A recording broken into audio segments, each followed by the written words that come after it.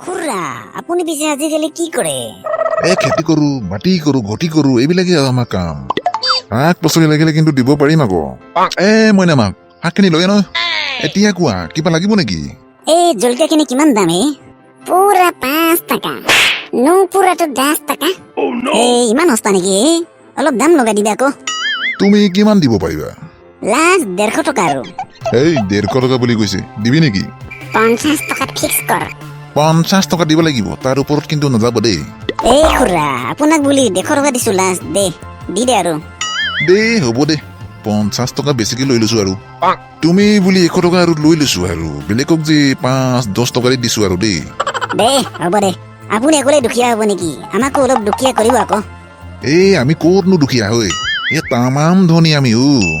আমাক দুখীয়া মানুহে পাত্তাই নিদিয়ে। হবি দে এদিন দুখীয়া। মনো ক'তনো দুখীয়া হম হৈ? দিনে দিনেচোন ধনীহে হৈ গৈ আছো। সৰুৰে পৰা ভিক্ষাৰী হোৱাৰ চেষ্টা কৰিছো আৰু হ'বহে পৰা নাই। ইমানেই যদি ভিক্ষাৰী হোৱাৰ মন আছে, 90 টকাটো বেছিকে কেলে হলি? ইমান কওঁ মই, পইচা বেছি নল'ব। পইচা ঘৰত আনি ইমানখন গোটাই থৈছো, ধনী নহয় কি হবি হে? মইনা মাক চিন্তা নকৰিবা হে, এদিন আমিও বহুত দুখীয়া হৈ যাম। খুৰা আমিও কম ধনী নহয় দে। পিছে খুৰা দুখীয়া হবলৈ মন আছে যদি জলকীয়া কিনি কিয় বিকি আছে হে? উপায় নাই, নিচিঙেতো বাৰী বাৰী গৈয়ে থাকে। এদিনতো এজনে 2 লাখ টকা দিবলৈ আহিছিলে এজোপা গছত। যেন তেনে ফুচলাই মেলি আৰু বিক্ৰী কৰা নহল আৰু।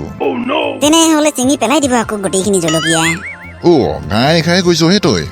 তেনেকে হলেতো আমি ৰাতিটোৰ ভিতৰতে কোটিপতি আৰবপতি হব লাগিব। গোটেইখন জলকীয়াখন জগিব আৰু। বেলেগৰ বাৰীত পেলাই দিব আকৌ। বহুত ডাঙৰ কথা কৈ দিলিচোন। তেনেকে হলেতো নহব না। কোনোবাই যদি গম পাই যায়, একেদিনাই এলন মাস্ক আম্বানী আদানী লিখা হৈ যাব লাগিব হে।